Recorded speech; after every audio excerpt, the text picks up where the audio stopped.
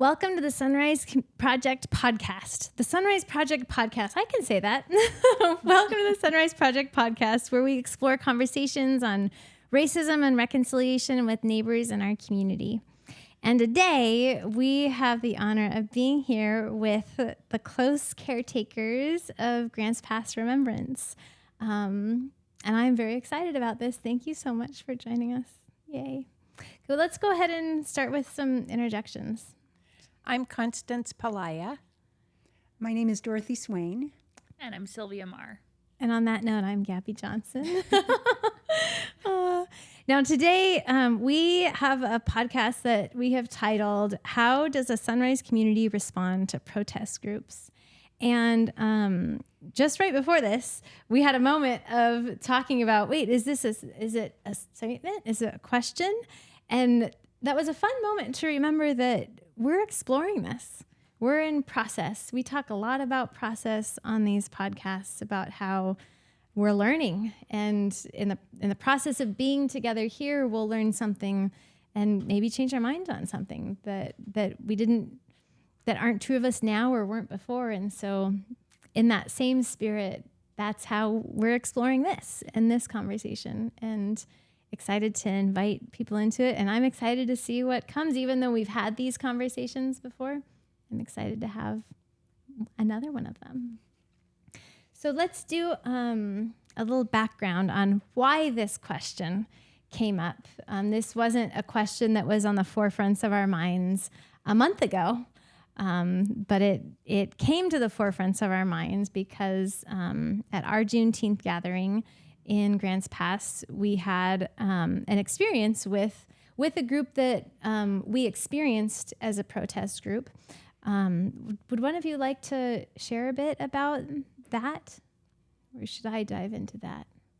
I'll take that on. Okay. I'll offer what I can, and then maybe somebody can elaborate on it a little bit more. Yeah. But we were setting up for our Juneteenth celebration in Riverside Park, and a group of people showed up with big signs and a megaphone, and they were gathering pretty quietly at as we were setting up our preparations. But I mostly stayed under the awning, the pavilion where we were having our celebration, and the acoustics were such that I didn't hear them very much. But I heard from others that as they came later on, people come and go throughout the celebration, that they were approached and given a religious anti-abortion message by these particular protesters, and that people felt uncomfortable, were unsure if they'd come to the right place, and it had a bit of a dampening effect on the entrance to the celebration. Now, under the pavilion, we didn't hear them very much, and much of the celebration went on without any kind of major disruption, but that coming and going did have disruption. Yeah. Is there anything else that either of you would like to share on that one? Yeah. So that experience for us, we knew that experience was going to be different for a lot of different people in our community. The people were loud and some of them were using the megaphones, and they had large signs, some that were very hurtful, that were received in hurtful ways, and the way in which they were engaging was received in that kind of a way.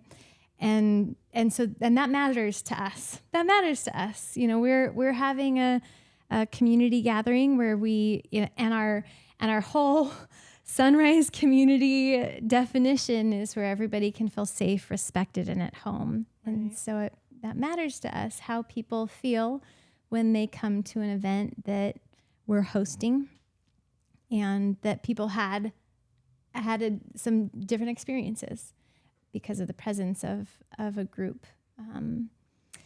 Now, I wanted to share a little bit about, this is the first time that we've engaged with this group, that they've come to one of our gatherings. this is a group that's in our community. And so I've personally had, and I think maybe we've personally had to engage with them in different ways, not necessarily even, when I say engage, I'm not necessarily talking about like a one-on-one engagement. It's what emotions come up in me.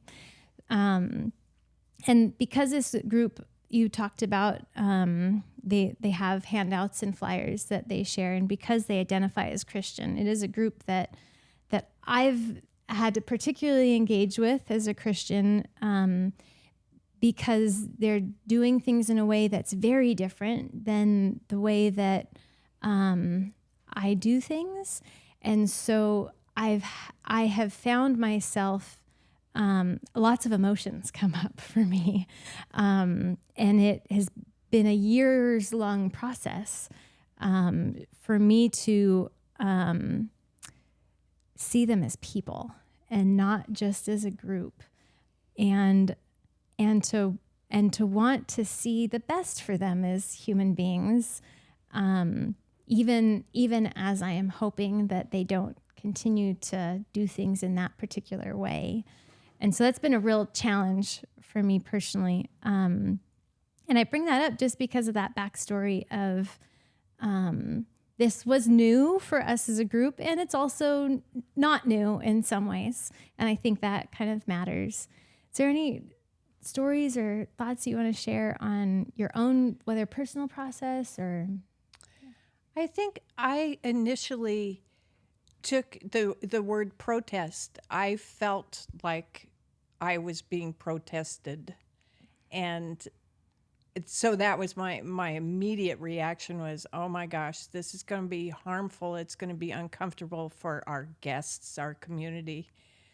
And I really pivoted because you walked over there, Gabby, and talked to them as human beings. And it diffused my feeling about feeling attacked in a way. I still felt uncomfortable, but I totally changed my attitude about the fact that they're people. It's not this group of protesters doing something to us. They're people, and good grief, Gabby walked over there and talked to them. And so that was my initial experience, but I did feel a little scared in a way because the megaphone and the accosting, maybe that's too hard a word, but talking to the people who were coming to our event felt really uncomfortable. Mm-hmm. Any other? Do you want to go? I too was struck by you going up and talking to them, Gabby, and I'm hoping that you might describe some of that interaction. I think that putting some more detail into what you said when you went up and talked to them and how that conversation went would be interesting to hear. Yeah. I am a person that's okay with confrontation. You know, we all have different giftings. So I want to mention that. I have sought to connect with different people before with this group. And so there's just kind of a normal, so there's some level of like, I can access that, like, oh, I'll go talk to him, and a little bit of excitement for me.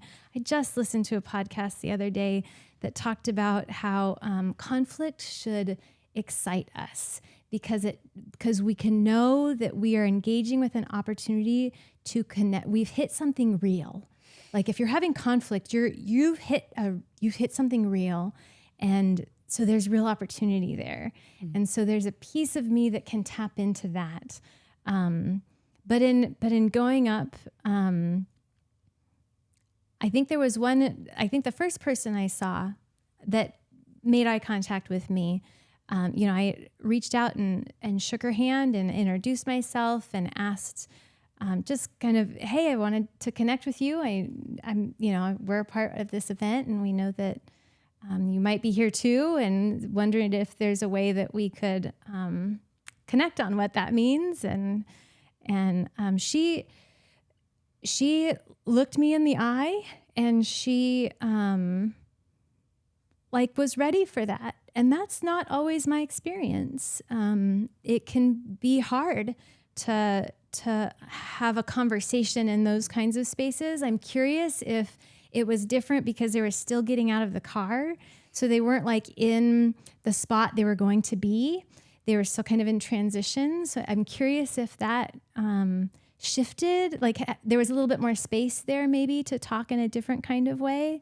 And the sharing was a little bit about who we are and why we're doing what we're doing, and we asked questions about their signs, and because some of them were really hurtful, and it was interesting for me to find out that some of the intention of the signs weren't what it appeared to, weren't what people were, majority people communicated, or what the majority of the people heard wasn't necessarily what they were meaning to say. So that was an interesting element to share with them. This feels hateful, and I don't know if I used the word hateful, but I asked that piece, and that wasn't what they were going for. And there was I think I might have asked, could you do this at a different time? Does it, this is a time of celebration. Could we celebrate, and could there be a different time for this? And there was no, they were going to do it then. And so there was an ask of, would it be possible to maybe not use the loudspeakers? We want to honor that you too are community members here and that you can choose to be here. But is there a way that we could find some middle ground somewhere about about how we're present in the same space? And it was interesting to learn that, in all that, I got a chance to connect with her later on a different day as well, which I really appreciated getting to hear and learn more. But that different people within that same group have very different approaches, and that there's not a single leader that says, this is how we're going to do things or not do things. Even though I felt like there was connection there, it didn't mean that, she was willing to, talk about some ways of shifting, but I didn't have that conversation with every member, or every person present. And so that, I don't know how much effect that had, but it meant something to me to have that personal experience. I'm struck with you talking about walking over there, and that she was so amenable to talking with you. My sense is she had something to say. She wanted to be heard, and you were curious. And so right away there was a relationship that none of the rest of us mustered, but you did. I want to mention that in the aftermath, talking with Taylor. So Taylor was, we all know Taylor, but for people that don't know, he's not just a close caretaker. He's like our leader in this. He is the deep caretaker for Organ Remembrance Project, and we follow his lead in so many things. But he was talking with, he was being interviewed or something, but he saw me walking over, and he said, I felt like in one of those basketball games when you're like, the person, he was expecting himself to be the one that would go talk. He was like, I can't do it, but my teammates got my back. And just that way in which we function as a team, I felt like I could go and talk, because I also knew that our team was caring for these other pieces of, we're setting up for the event. There's things that we need to do, but that piece where because we were all there together, we could function in all these different kinds of ways. Yeah. I was just glad for that. Are there any other pieces before I? Well, I want to respond to just the basic approach of going up with openness and curiosity and extending humanity to the person you're in conversation with and expecting to have humanity extended to you in return. That expectation is an important part of it, I think.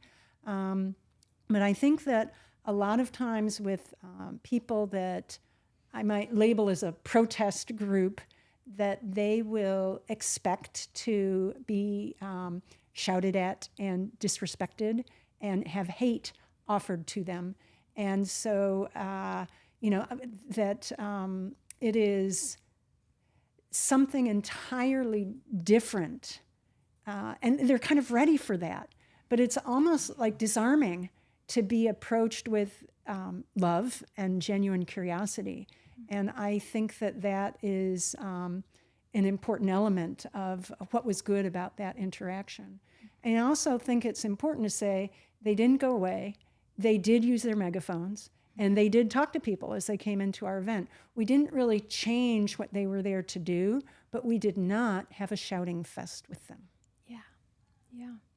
One of the other things that I wanted to mention is having had that in the conversation, she shared that she's not used to people like listening to her, and that she felt listened to, and I got to reciprocate that.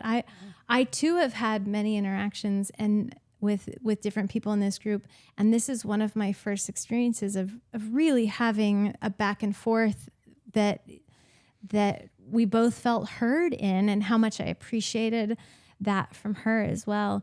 And I think that helped ground me, because as I was walking away, there was a gentleman that I knew was identifying himself with our group that approached them and spit at their feet and shouted at them. And it hurt my heart in a way that I'm not positive how I would have felt if I hadn't had that immediate, like that personal interaction. I hope I would have felt the same, but, and I was able to just go up and say, and because I had our yellow shirt on, like he knew that I was a part of this group. And I think that mattered, because I didn't come off as against him, but I was like, please don't do that. Like, please don't spit at them. And, come and be over here if you need, but please don't treat them in that way.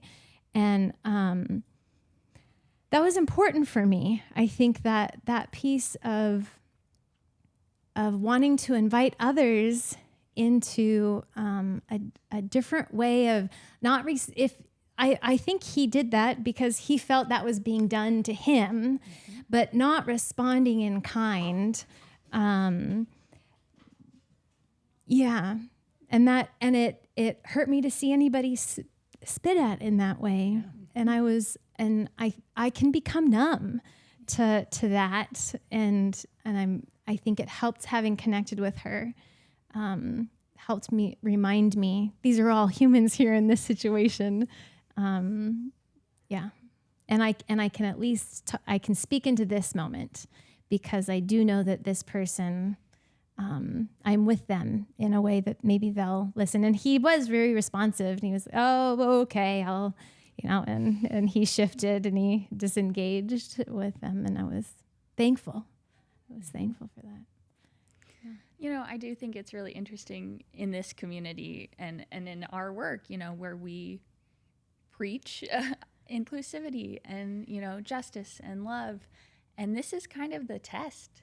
That's like, is that really how you're going to react and how you're going to be? And I'm proud of us, right? It's hard. It was so hard for me. I couldn't have done that, right? I couldn't have walked over.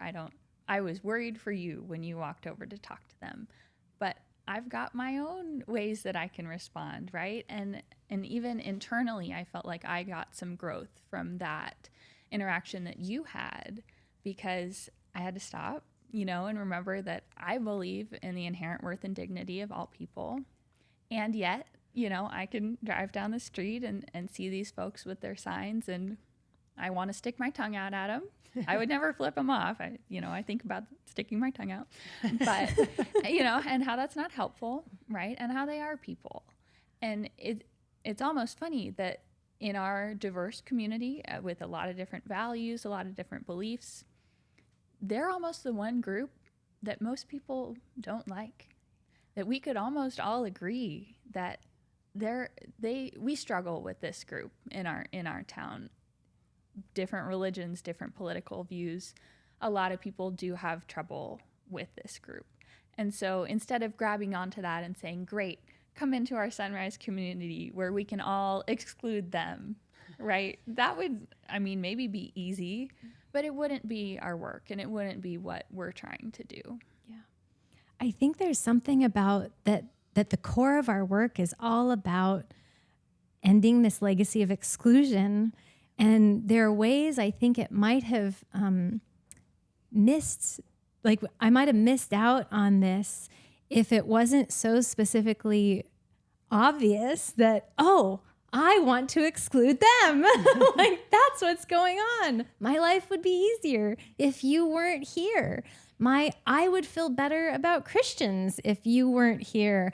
I would feel better about, my community if you weren't here. I would feel like just that piece of really the reason I'm struggling with this so much is because I want you gone.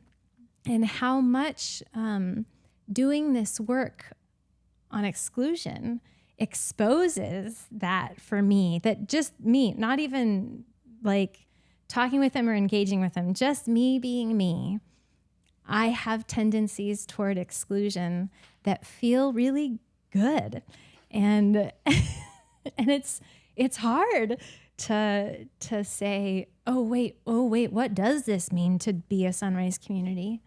What does it look like? And that makes me think of a Sundown Town, because the majority of the people felt like my life would be easier if you weren't here for a variety of reasons. But that's what we're talking about. And what courage it takes for a white person, basically, to say, I'm going to stop and think about my own integrity and my own feelings. How can I make this different? And I keep thinking about our harking back to the civil rights very active era, and talk about protest and dealing with protests and hate, real hate, how people manage that. And the story of Martin Luther King, and I can't put it in true historical context, but reaching his hand out to shake the hand of somebody who was approaching him probably to strike him, that diffused the situation. And it's such a great lesson for us. But it takes courage, and it takes just being able to stop and think about, what am I doing? And for our organization, what are we trying to accomplish? And a lot of it is process. We talk about how we do what we do to get to the end that we want. Mm-hmm. Yeah, you're saying it's so hard to do, to reach out your hand to shake the hand of somebody who might be about to strike you, and it doesn't always have a good result. Yeah. And I think that is an important part of the process is, am I behaving the way I wish to behave, whatever the result may be? And that's internal work.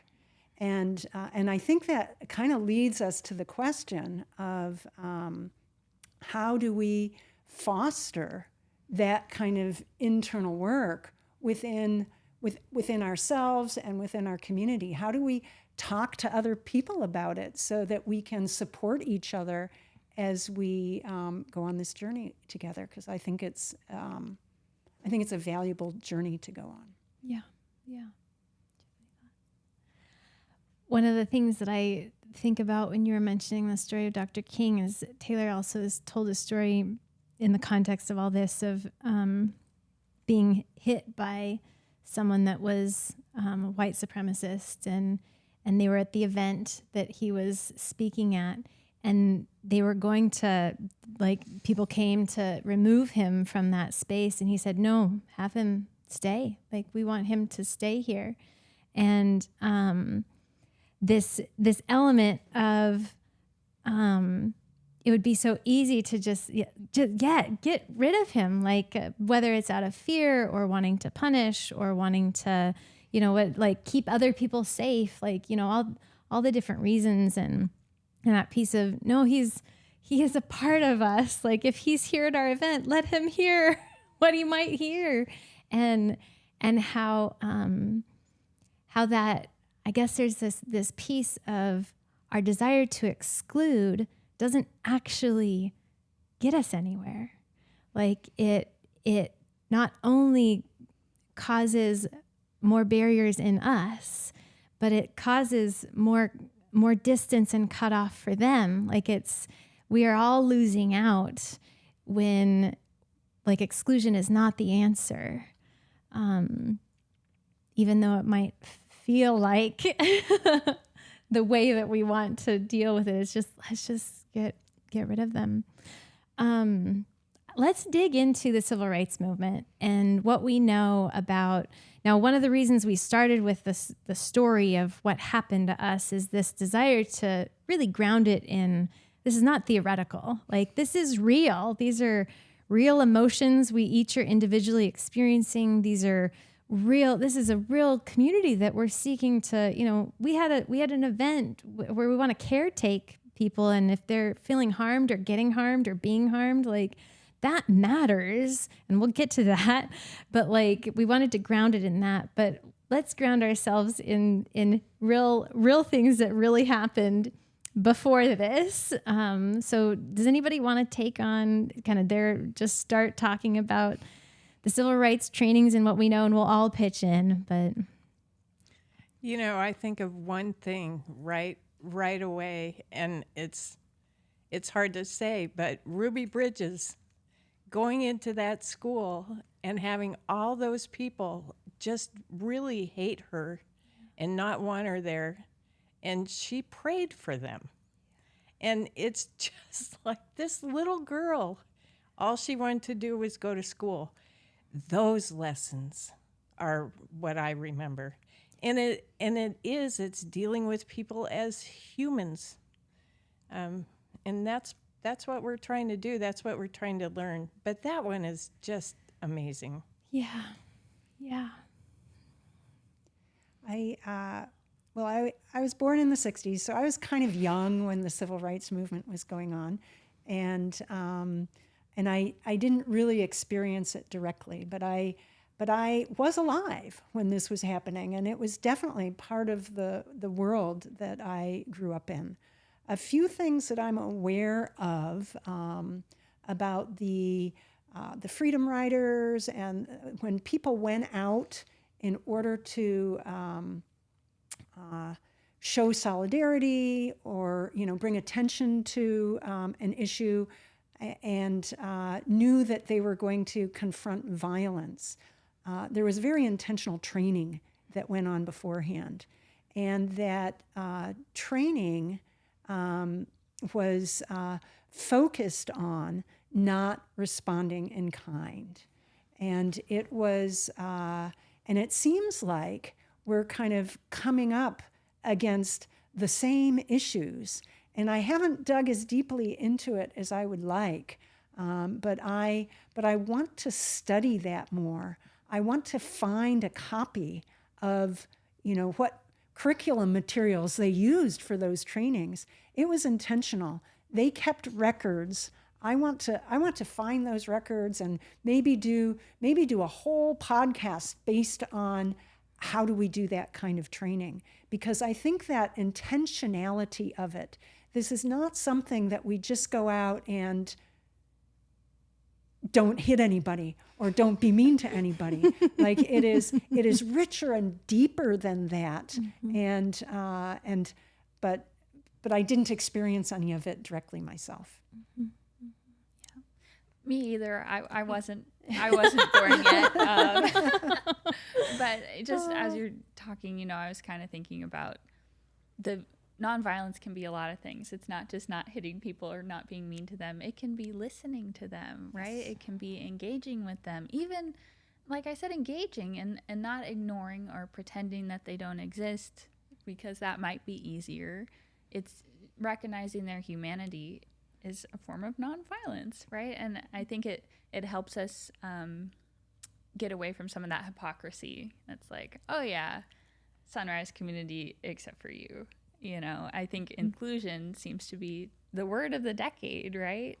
But in a lot of circles, it's inclusion of who we want, right? It's inclusion of who agrees with us, and then everyone else is a bad person, right? And I think we're working really hard to not have labels, and we're not the good people and they're not the bad people.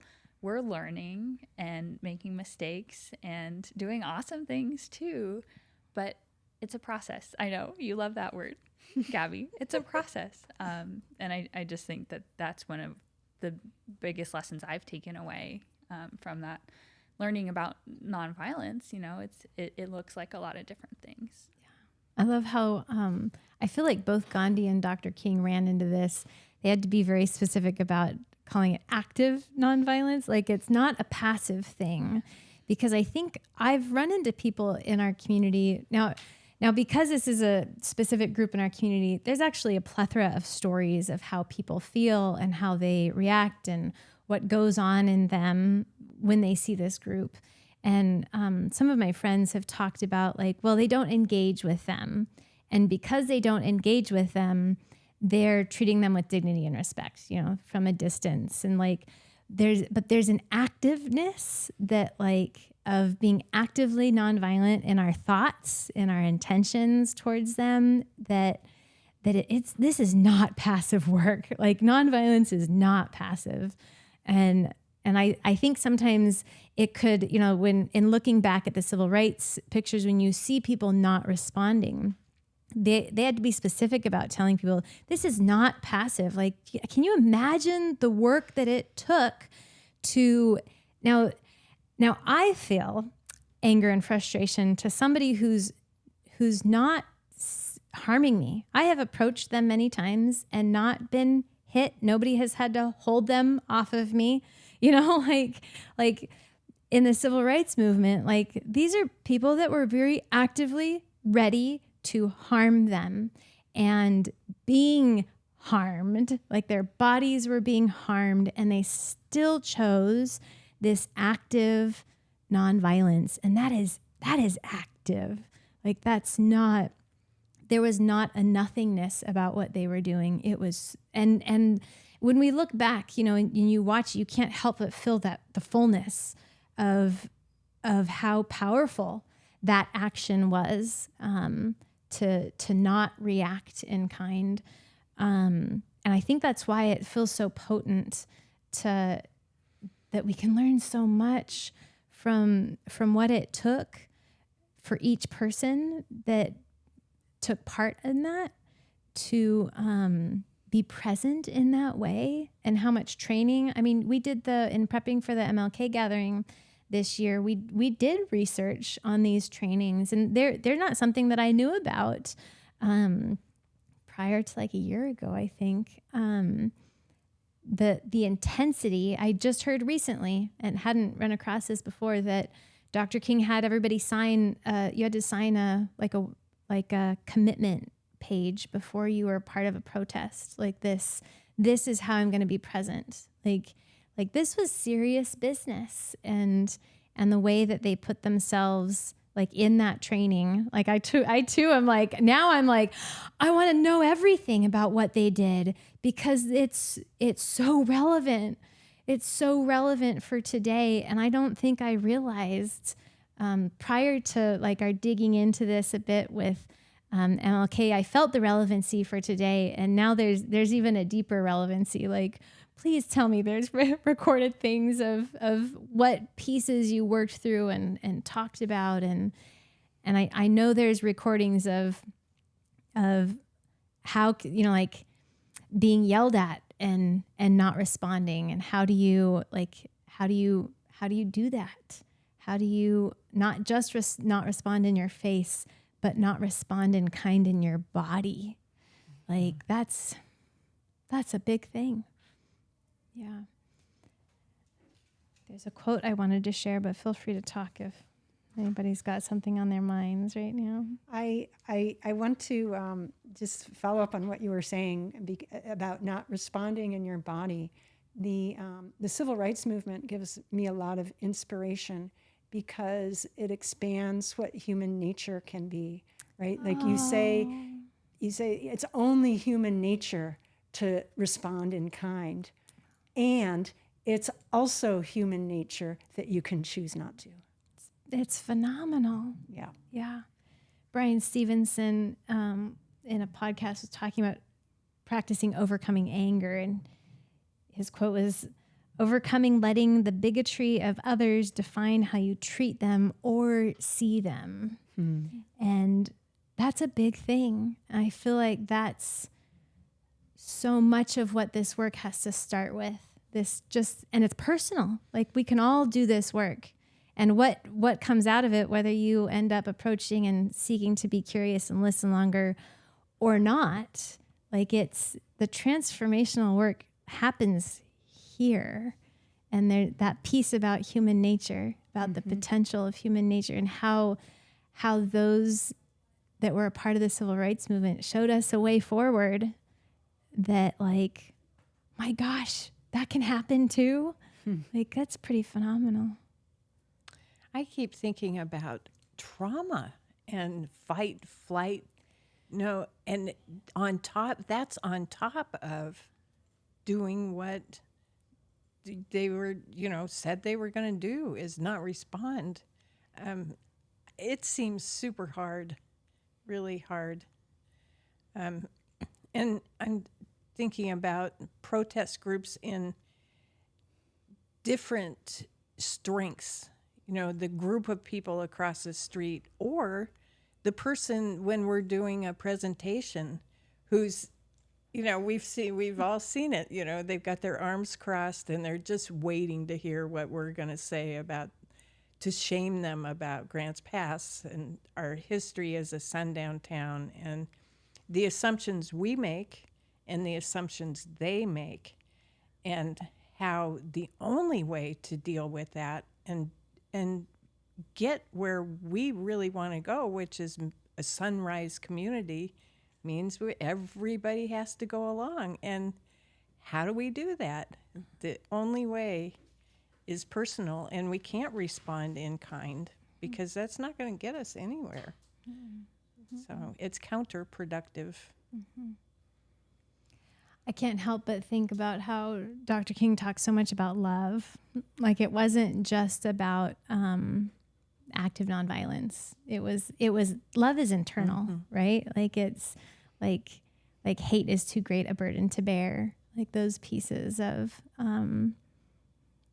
that it's counterproductive to ourselves and to our communities. That's why it feels so uncomfortable, I think. And the end to that image of people starting out, with their arms crossed and defensive and waiting to be shamed, is that you see these same people drop their arms, move forward in their chairs, start to be interested in what we're saying, and there's like a palpable relief of, oh, we're going to talk about this without shaming me. And that is just so powerful every time you get to be in the same room with it. It makes me so curious. Now, you mentioned earlier that we can't be so tied to the end goal. So without being tied to the end goal, but remembering that picture and how if we treated this group that's in our community differently, I'd be curious to see what would happen. I don't think we know yet. At the very least, I don't think we know yet, because from what she had shared the next day, they regularly are given hate. Now, I think there's some disconnect in understanding that other people are feeling like they're receiving hate, that they're understood to be like a hate group, is people's experience. That's not what their intention is, but that's still the experience. But that piece of, I don't think they've experienced something different yet. I wonder what would happen.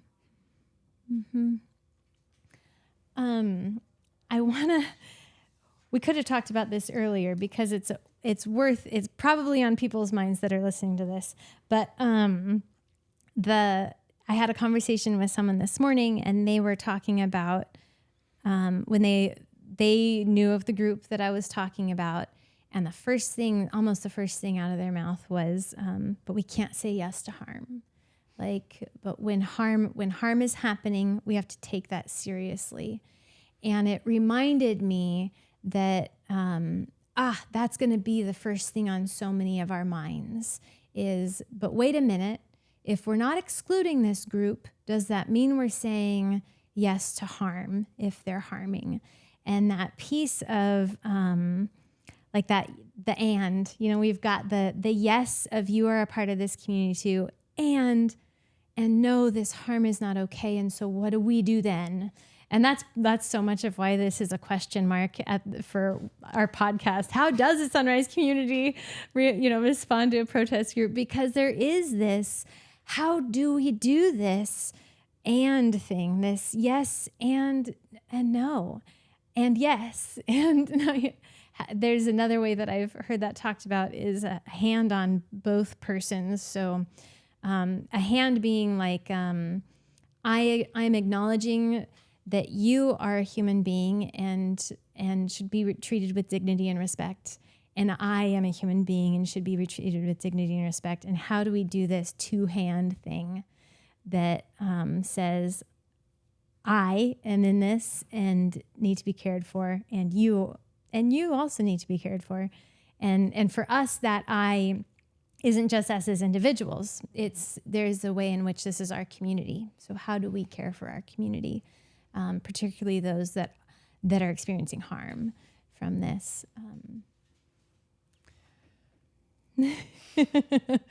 I look at you, Constance, because I know that this resonates deeply with you. It does. The not saying yes to harm, and yet it's protecting something in somebody, but without acting in kind. Yeah. And so how do you dissemble something harmful that's coming, or that's perceived? And I think we talked about that. I think that it really takes courage, and it takes love, and it takes that realization that I had when you walked over to that group of people that, oh, they're not only a group of loud people with megaphones trying to harm me.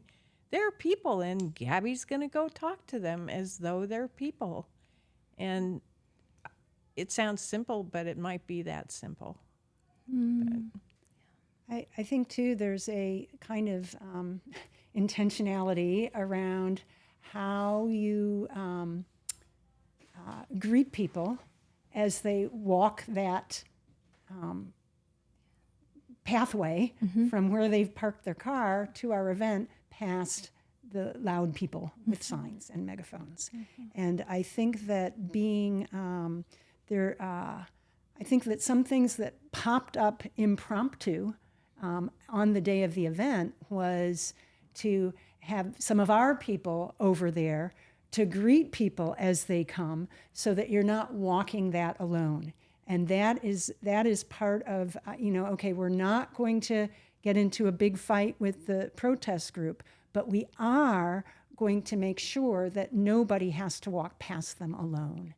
And there was a food truck there, and the owner of that food truck, I think it was the ice cream truck, was not comfortable being so close to where the megaphone was, and we figured out a way to have that food truck move out of the immediate earshot of where those messages were taking place. And so I think that being mindful of the moment and practicing togetherness with each other, that no one of us is in this alone. And I, as a new person walking in, I got there early. I didn't have to walk past that group, but I can imagine feeling much better to have somebody show up and give me a hug and put their arm around me and stand on the side of the protesters so that they're on the other side and escort me into the celebration. That those kinds of things allow us to be protective of the experience of people who are coming to our event, and not require us to be hateful to anyone else in order to do it. And to a certain extent, I think it's important. I love that you're not going to walk alone, but we're not going to disappear them from you knowing that this is something that's happening, because we all need to know that there's conflict, and there are real hate groups who really do not want racial justice. And so to be able to escort people by it and not say this doesn't exist, because it does exist, but this is a way of dealing with it. So. Mm-hmm. And maybe, not assuming the worst, right? I think it's easy to do, and especially with a group that gets around in a lot of places in our county, around several different areas and buildings and people. It's hard to know what their intent is, and again, without talking to them, we're not going to know that. But I think when you assume the worst in people, sometimes that's what you get. And so to kind of, disarm and to be a bit more like, why are you here? What are you trying to achieve? I live at a small motel, and our philosophy has always been, we're going to trust the guests. We're not going to treat them like criminals or assume that they're going to, steal a mattress, which, one person did steal a mattress, and that's okay. But in 25 years, one mattress, But I really do believe, that you have to give people a chance, and assuming the worst is not good for you. It doesn't feel good for us, right? To think, oh boy, the van pulled up and they're going to scream at us. We can be cognizant of that possibility, but we can also embrace some of that curiosity. Like when you said excitement for conflict, I went, okay, whoa, I wasn't on camera, but I don't feel that. But it's beautiful that you feel that, and that's the great part of our Sunrise community is the more people we exclude, the less skills we have, the less experiences we have. That's the beauty of diversity in its true form, right? Is that everyone brings something, whatever that may be, and we need that. This group, if they hadn't come to our event, we wouldn't have this conversation. I think that's awesome. Whatever caused that, I think you think something caused it that maybe I don't. We have different thoughts on that, but I'm just happy. I don't know. I don't want to say I'm happy that it happened, but it did, and this is how we're moving forward, and what a great thing. Mm-hmm. I'm with you on that, actually. There's some pretty broken things in this world. There's some really hurtful things, and there's still hurt and there's still harm.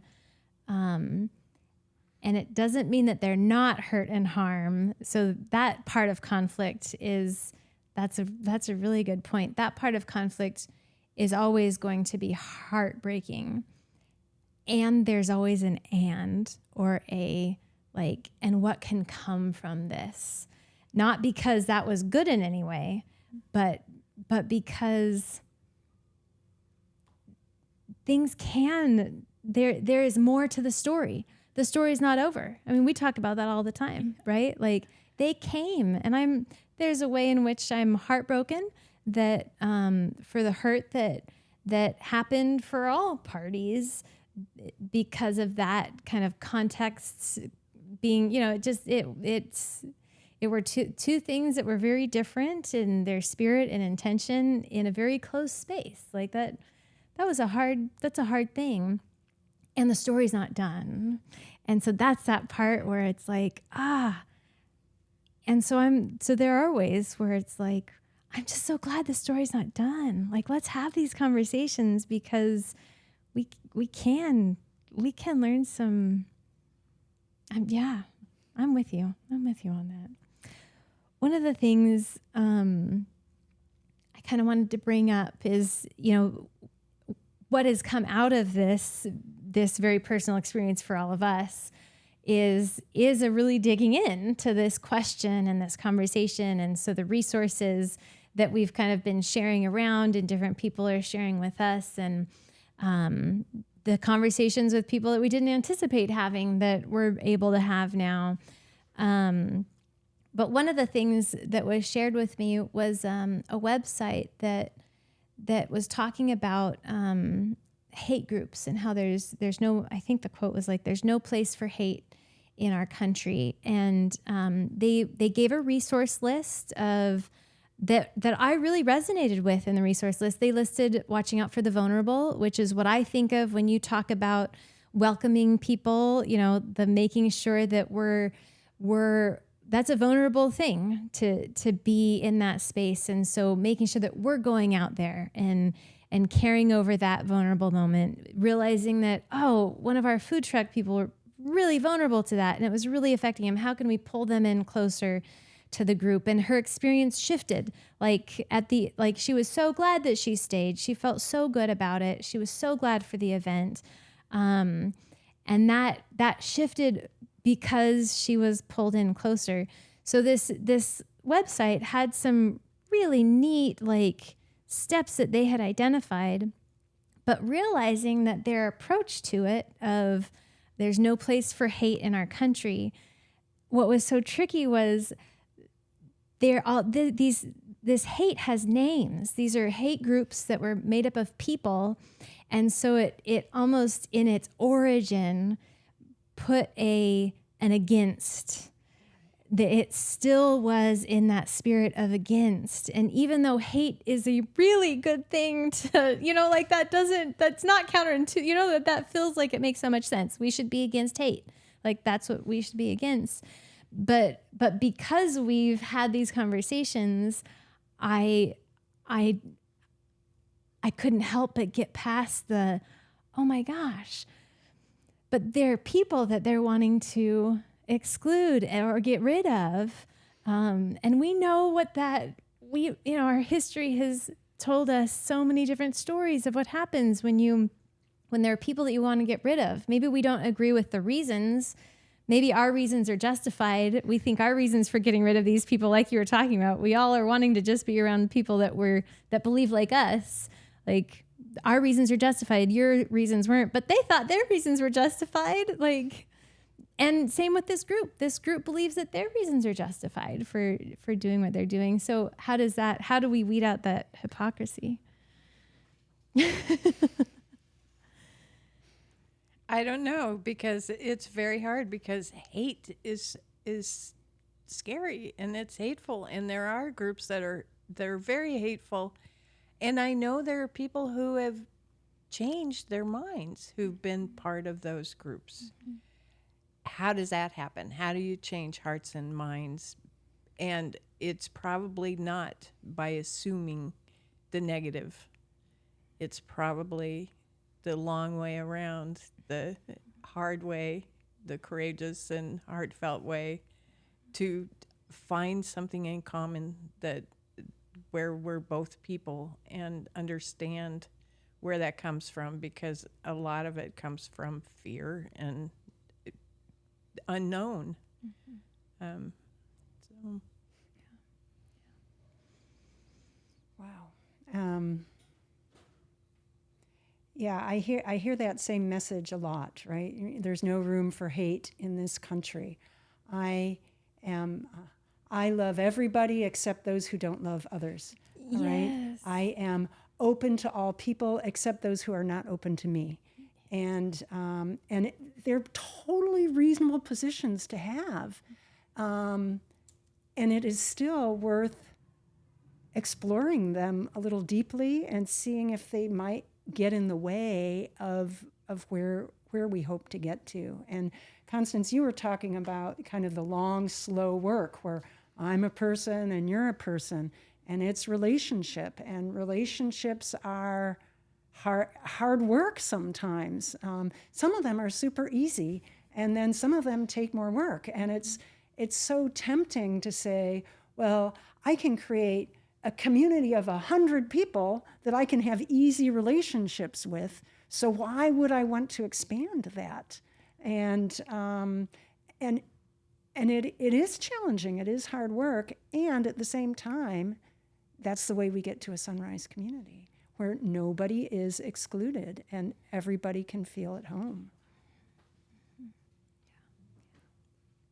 Yeah, I guess I worry, for maybe someone who isn't familiar with our work to hear that last phrase, oh, a sunrise community and everyone's at home, and that's unreasonable and that would never happen, and that it's just some dream that's not realistic. Yep. But we're doing it, right? You always talk about process.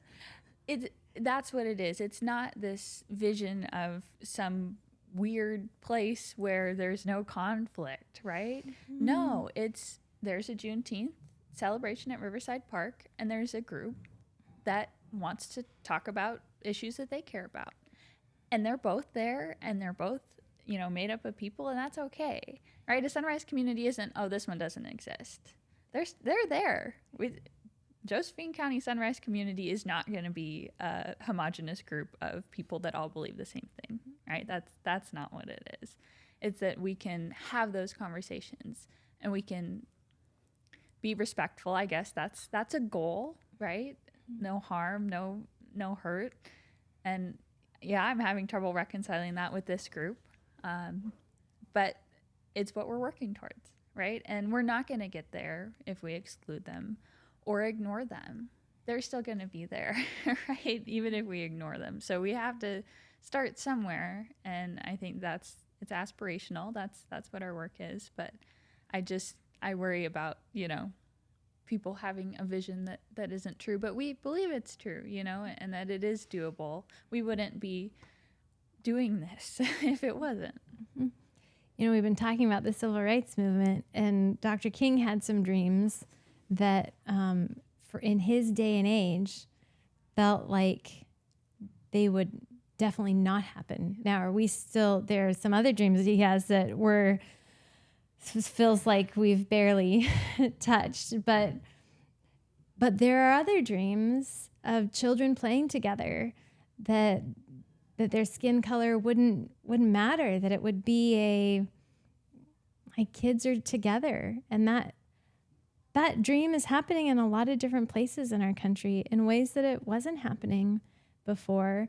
That so it's kind of fun to rewind and have that tension of there are some dreams that we'll get to taste, some fruit that we'll get to see, and there will be others that it will be a long, slow process. But it's that both and of this can happen, and we can be a sunrise community and be becoming a sunrise community all at the same time. It's the nature of it. And I think we have to keep in mind there are degrees of harm, and the fact that the four of us are white sitting in this room. Yes. And people who were coming to our Juneteenth celebration were people of color in Grants Pass, and their vulnerability was way more than ours. Just to point that out, that we're aware of that. Very much so. Yeah. And that's something that,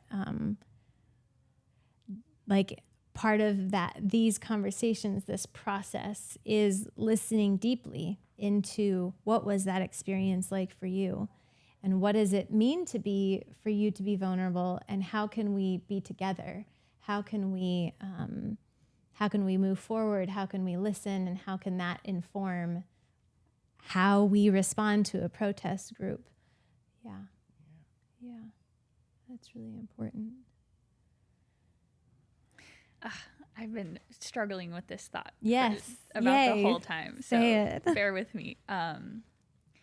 That kind of going along those same lines of this, I feel like mostly, white people ideal of nonviolence, and that, protest groups that throw a brick through the window or set a building on fire, and that no violence is ever acceptable. And it's such a balance. I just wanted to say it because it felt like well, of course you guys can feel like that, that the government isn't, or the system or whatever is causing violence that is maybe less visible, and how to respond to that violence. Yeah. And that, protesting war, we've seen it a lot. Even just this past summer in college campuses and all sorts of places. So I just wanted to put it out there that we don't have all the answers. We're not perfect. But to kind of remove that ideal of nonviolence when it's white people, right? Versus over policed and over vigilant, watching of people of color when they commit violence. That's when we say we're against violence, instead of we're always against violence, right? Like a double standard. Exactly. Or even the question of is violence ever the answer to violence? Is that ever a space? Yeah. One of the things that I've been researching, I think maybe for the last year or so, is really into this active nonviolence and what that means and what it looks like, and is it always, this. And there's what's been fascinating is it's kind of hard to find the resources, but then when you do find them, you realize that there's quite a bit. And what I'm struck by is there is quite a bit in communities of color. And there's quite a bit of talk and research now on how effective it is. This element of when you respond to a situation with violence, whatever the color of your skin, when violence is the way that you seek to solve a problem, that there are so many problems that come from that it's actually, even if let's say ending a war or using a war to end something, it looks like it's solved, but it's not actually solved. And so much more fractures have come about. So it's very intriguing to me to this idea of nonviolence. And most of the people that I feel like are speaking out on it, there are just so many people of color. That and of course the civil rights movement is such a recent one we know a lot about. There are a lot of other little kind of hidden pockets everywhere, but this piece of it might take longer, it might be trickier, but it might actually be a thing that heals. Whereas can violence ever bring healing? I don't know. It's a good question to sit and and experience the tension of. Any thoughts over here? Just that so much violence and harm is systemic in the system that makes it one more layer of confusion in how to deal with that. Yeah. So who do you protect and how at the time? And some of it, in my opinion, needs to go. That there's been harm that continues in some way. And I don't forget that, but it doesn't mean I do nothing. Yeah. One of the things I was intrigued by to learn is that for the individual that I was speaking with, there wasn't a perception of harm being given, that it wasn't perceived that they were being violent in any way. So what was interesting for me was to realize, what a great question of what is violence? When we treat each other in different ways, do we understand that we're if we're not hitting somebody, is violence, just the physical contact with a desire to harm their body in some way, you know what I mean?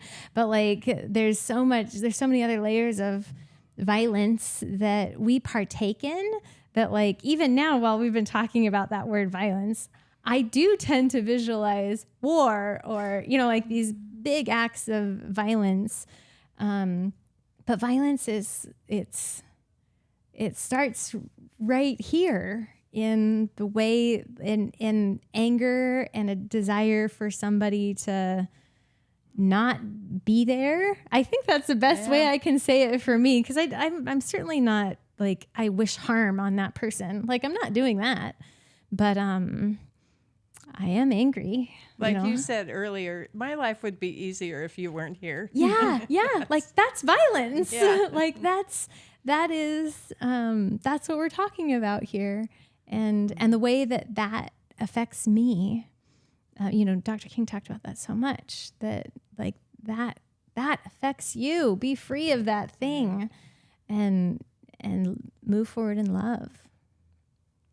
And don't be stupid about it, right? And take appropriate precautions. Yeah. And they had precautions. I do also keep thinking about something with the civil rights movement. It wasn't an I, it was a we. Right. Like, it was a whole community that was coming together, and that mattered.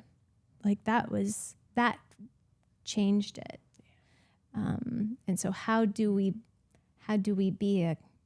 care for each other as we're having this conversation about responding to a protest group? Like, it feels like it's one of the first few things to, like, make sure you're looking around to who, you know, how's everybody else doing? Yeah. One of the things I've been thinking about, Sylvia, you talked about how kind of pie in the sky this kind of stuff can sound, and it really is unrealistic to try to get there in one step, right? We're going to do this thing, and then we're going to become this idealized thing as a result. But I think of it in terms of kind of expanding little bit at a time our notion of what a community can be, and who we can be together. And the civil rights movement, I think, is a great example. It changed how we think about who we can be together. And I think that this work is so aspirational in a way, you know, and it really is kind of pie in the sky. And I really focus on what can I do in the next month to make something a little better right here. And that helps bring it back home. That I may not know where the whole long arrow is pointing, but I can make sure my little short arrow is pointing in the right direction. I have two things that come to mind with that. One is, I remember when I realized, I think this was 2 years into my own personal process of noticing this group in our community, noticing my anger over them, and like wrestling with that. And for me, that's wrestling in prayer with God. But I think it was probably 2 years into it that I had my first moment of realizing, oh my gosh, like I'm driving down, I see them coming, and I have this moment of, I'm already tightening up. I'm already tight. Like, I'm just driving by them. I mean, I'm not going to engage with them. Nothing else is happening, and I'm already tightening up. And this moment of, previously I had thought about the, like, oh, these are real people that have like families and lives and, you know, real people things, whatever the things that they care about. And realizing I could smile at them. What if I smiled at them instead of like, I'm tight and I'm not responding in any way. I'm clearly responding in some way, just not that they can see. And I smiled at them. I'm sure it made no difference to them. And they might have misinterpreted it to like, oh, she thinks what I'm doing is great, which was hard for me.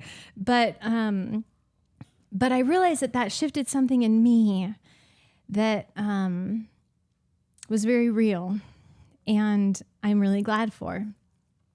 And if that's misinterpreted by them, I think I just have to let go of that one. And the other thing I think about is the woman that I spoke to.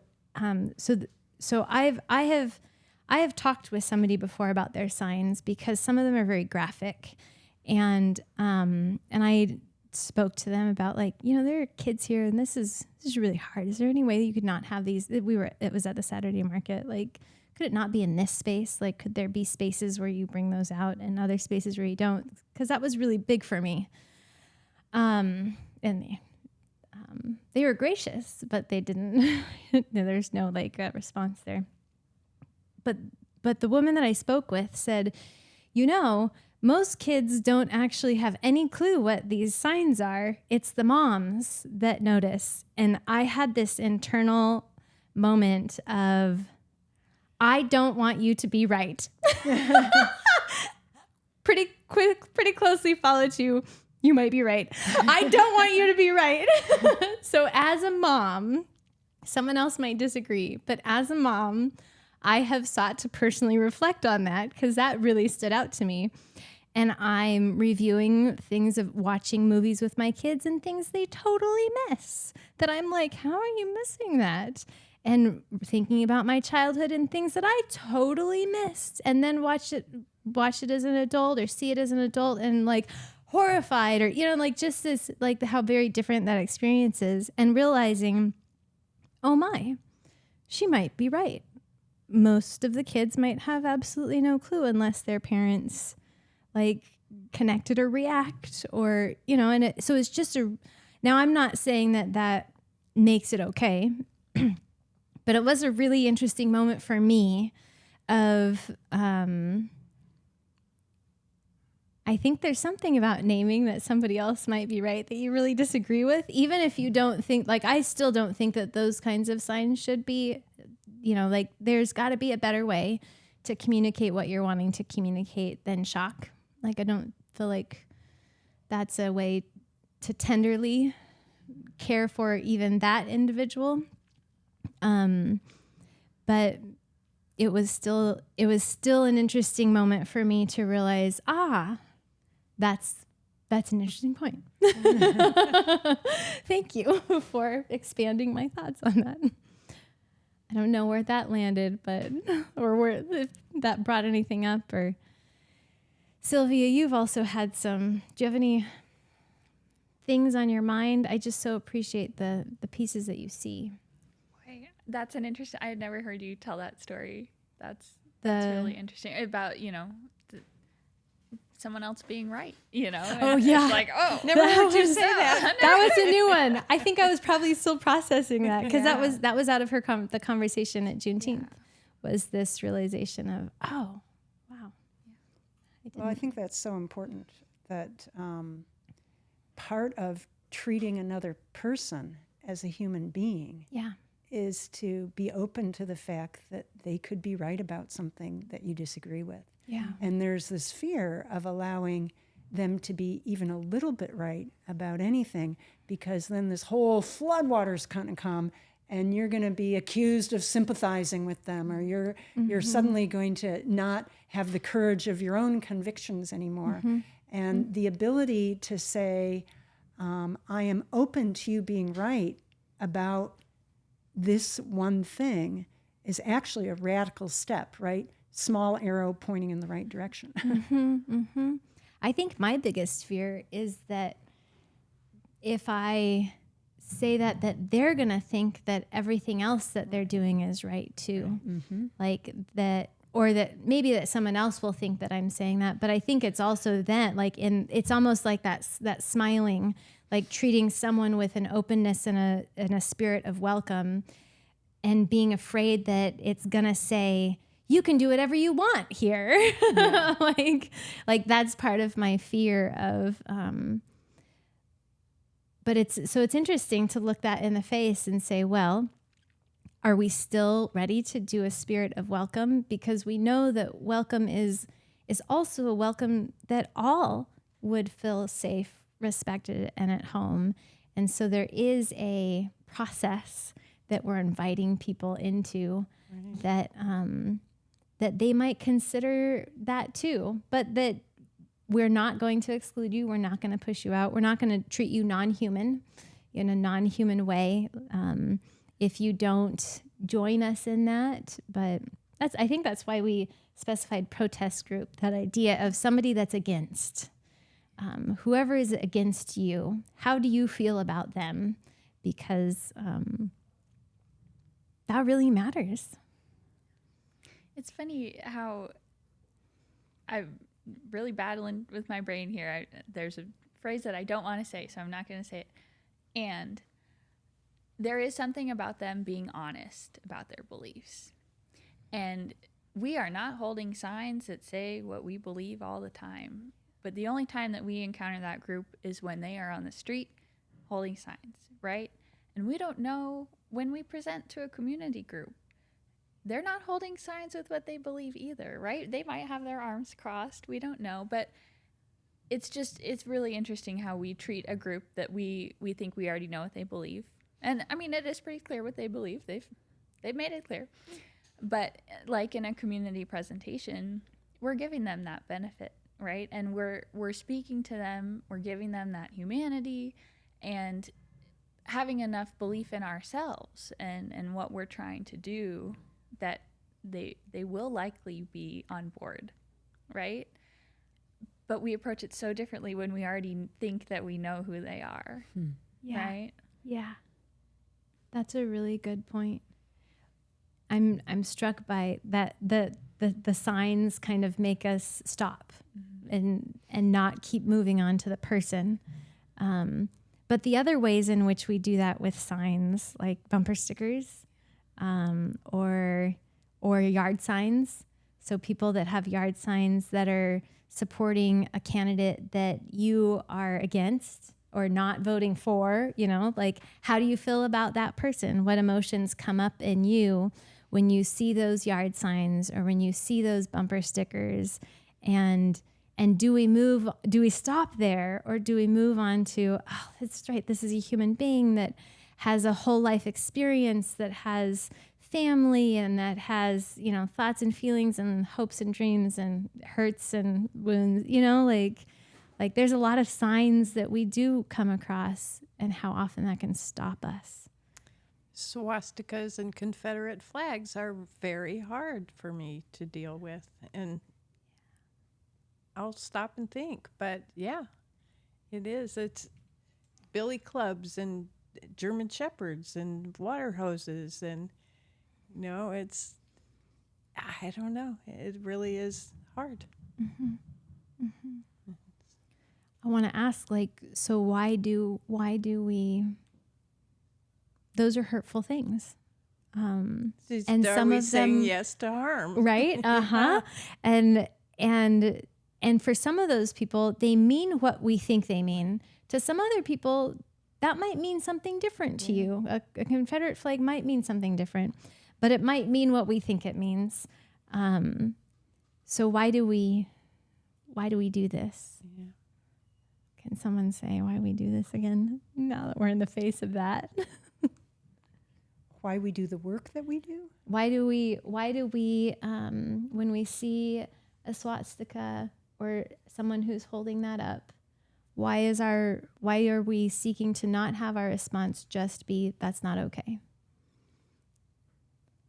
Does that make sense? Mm-hmm. Am I asking that question? Can someone phrase that question better? Because the swastika is two-dimensional and a person is multi-dimensional. Yeah.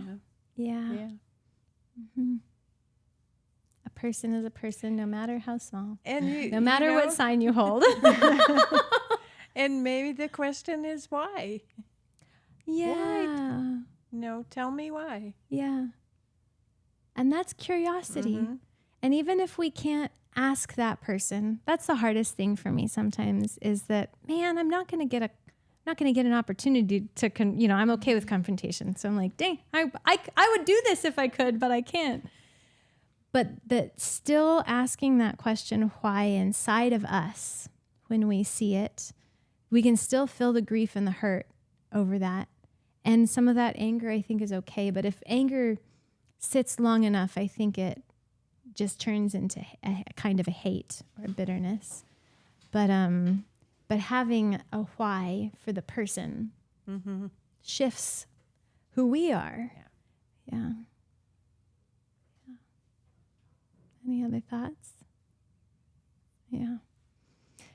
Well, my friends, are there things that we wanted to get to say today and didn't get to say today? Clearly, there will be many more conversations on this that come. Yeah.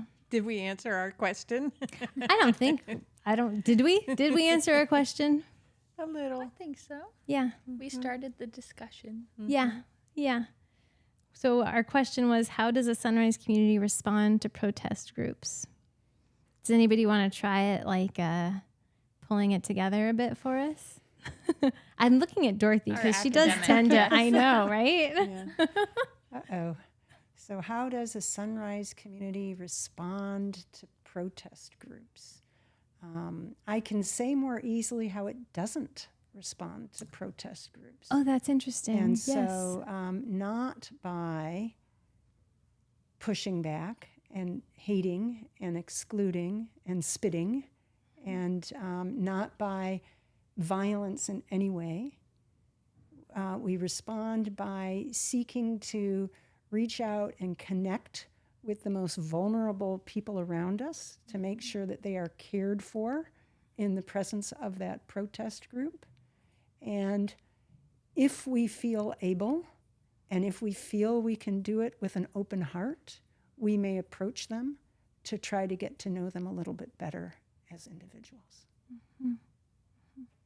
Well, thank you so much, Dorothy, for pulling that together. And I think we keep asking the question. And keep asking the question. Yeah. Yeah. I'm excited to see what comes with asking this question. I think this is something that will take on a depth and a richness as we continue to ask the question. And I know that it is a question that we will now be asking ourselves a lot more. It's one that we're ready to sit with for the next many months and see what comes. So I'm looking forward to that and what that means. Yeah. Thank you so much for Thank you. Thank you. for joining and wondering and talking today.